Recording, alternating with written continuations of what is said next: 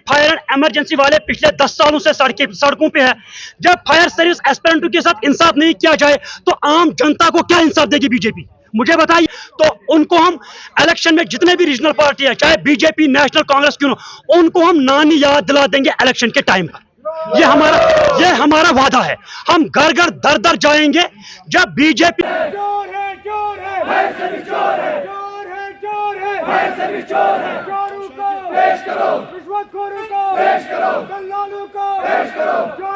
लेकिन समझ में नहीं आ रहा है ये किन चोरों को शील्ड करना चाहती है, किन भ्रष्टाचारियों को शील्ड करना चाहती है। उन्होंने हमारी जिंदगी को नरक बना दिया। हमें पता है कौन सरकार चुननी है। यह डिसाइड करेगा जम्मू कश्मीर का यूथ। ये हम करेंगे, हमारे पास पावर है, वोट है हमारे पास। सरकार चुनेंगे जो जम्मू कश्मीर के यूथ, जो भविष्य जम्मू कश्मीर का फ्यूचर है, जो उनके साथ इंसाफ किया जाए। फायर एंड इमरजेंसी वाले पिछले 10 सालों से सड़कों पे है। जब फायर सर्विस एस्पिरेंटों के साथ इंसाफ नहीं किया जाए तो आम जनता को क्या इंसाफ देगी बीजेपी, मुझे बताइए। आम जनता को क्या इंसाफ देगी। हम जम्मू कश्मीर को यूथ को पता चल गया है। अब अभी टेक्नोलॉजी का जमाना चल रहा है। चंद्रयान 3 भी साउथ पोल में पहुंच गई है, चांद पे पहुंच गया है। लेकिन अभी इतनी टेक्नोलॉजी हिंदुस्तान के पास है। अगर 10 लोग भ्रष्टाचार से लगे हुए हैं, क्या ये टेक्नोलॉजी से नहीं निकाल सकते कौन भ्रष्टाचार से लगे हुए हैं।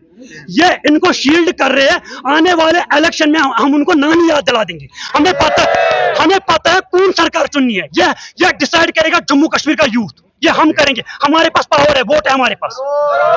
हम मरने और मिटने के लिए लाए, हम हक ही पे मरेंगे। We want justice. एस्पिरेंट भी रहा, मैं फायर एंड इमरजेंसी का एस्पिरेंट भी रहा। तो जी मेरा नाम है निसार अहमद। जी हम फायर एंड इमरजेंसी डिपार्टमेंट है, मतलब ये जो ड्रॉप आउट कैंडिडेट है, जो 2020 से हमें डेलिबरेटली इस लिस्ट से बाहर निकाला गया। तो हम चाहते हैं कि हमारे साथ इंसाफ होना चाहिए। हम एलजी साहब से इस बारे में मिले, गवर्नर साहब से भी मिले, मतलब चीफ सेक्रेटरी साहब से मिले, एडिशनल सेक्रेटरी साहब से भी मिले, लेकिन अभी तो कुछ कार्रवाई नहीं हो रही है। हमें तारीख पे तारीख दिया जा रहा है, बाकी कुछ नहीं दिया जा रहा है।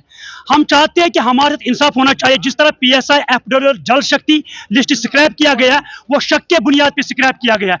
अगर फायर एंड इमरजेंसी देखा जाए तो जो 2019 के बाद पहला लिस्ट मंजर आम पर है फायर एंड इमरजेंसी। इसका नाम दिया गया mother of all scams, father of all scams. तो हम यही चाहते हैं, हम पिछले 2 सालों से यही गुहार है कि जो कमेटी बिठाई है, उस कमेटी ने अभी तक वो रिपोर्ट पब्लिक डोमेन में नहीं लाया। वो खाली हमें आश्वासन दिया जा रहा है। उनसे मिलने के लिए हम जा रहे हैं तो वो कह रहे हैं कि काम हो रहा है। तो हमें मतलब क्या करें, तो करें कि इंसाफ किससे मांगे। ये खाली 24 घंटे का खेल है। हमें नहीं लग रहा है 24 घंटे के अंदर इस पूरा स्कैम बाहर निकलेगा। लेकिन समझ में नहीं आ रहा है ये किन चोरों को शील्ड करना चाहती है, किन भ्रष्टाचारियों को शील्ड करना चाहती है। उन्होंने हमारी जिंदगी को नरक बना दिया है। हम यही चाहते हैं आपके चैनल के माध्यम से, हम थक चुके हैं। पिछले 10 सालों से हम रोडों पे हम थक चुके हैं। जम्मू कश्मीर की धरती भी रोती है। इतना बड़ा कांड है, इतना बड़ा भ्रष्टाचार है। हर एक जो पॉलिटिकल लीडर है बीजेपी के, खासकर रविंदर रैना, उससे हमने करीबन 10 बार अपॉइंटमेंट किया।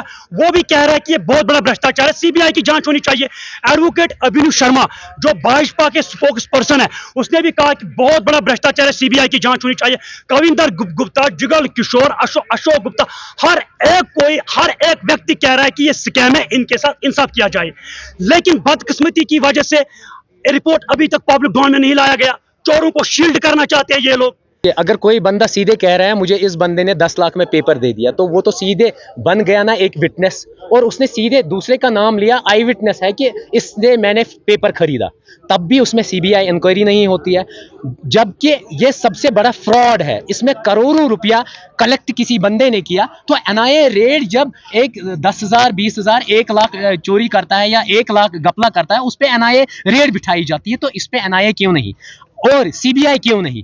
ये इतना बड़ा स्कैम है। मैं रिक्वेस्ट करता हूं सेंट्रल गवर्नमेंट से, इसमें सीबीआई इन्वॉल्व किए जाए और जस्टिस होना चाहिए, क्योंकि इतना करोड़ों का पैसा पता नहीं किस पे खर्चा हुआ है। मे बी मिल्टन सी को उबार देने के लिए भी ये हो सकता है, या और कोई चीजें हो सकती है। इसमें शिफाफ तरीके से एक एनआईए बिठाई जाए या सीबीआई इंक्वायरी की जाए, ताकि जस्टिस मिले इन बंदों को। और जितने भी कल्प्रिट्स हैं उनका रियल मंसूबा देखना चाहिए कि वो कहीं चाइना के साथ कनेक्ट नहीं है, कि कहीं दुश्मन कंट्री के साथ कनेक्ट नहीं है। इसमें जस्टिस करने की जरूरत है। गवर्नमेंट इंस्ट्रूमेंट को इस्तेमाल करने की बात कर रहे हैं लगातार। जी, सीबीआई इंक्वायरी होनी चाहिए, गवर्नमेंट इंस्ट्रूमेंट है। लेकिन ये इंस्ट्रूमेंट इस्तेमाल क्यों नहीं हो रहा है ये समझ। जी जब यहाँ मामा भांजे का रिश्ता है या तो वही कहते हैं ना दहान शान का मसला है, इसीलिए मुझे लग रहा है कि हाई ऑफिशियल्स नहीं चाहते हैं इसमें सीबीआई इंक्वायरी हो, क्योंकि मे भी इसमें हायर ऑफिशियल्स इन्वॉल्व हो और उनकी लिंक हाई लेवल तक हो, इसलिए वो नहीं चाहते हैं। अगर वो आम जनता होती, एक गरीब होता, तो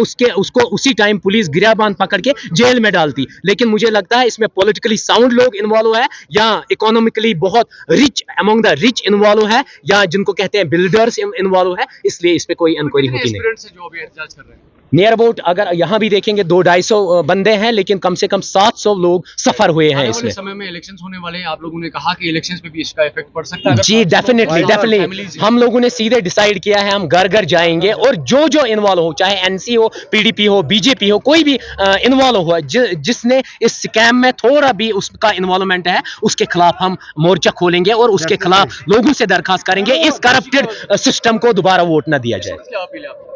हम सिर्फ रिक्वेस्ट कर रहे हैं गवर्नर साहब से, एलजी साहब से, कि इनको अपना बच्चा समझ के एज सुन एज पॉसिबल इस पब्लिक डोमेन में इस रिपोर्ट को लाया और जो भी मतलब करप्शन में इन्वॉल्व है उनको सजा दी जाए और उनसे सैलरीज वापस ली जाए और ये लोग जो बैठे हुए हैं इनको सिस्टम में इन किया जाए, बाकी कुछ नहीं।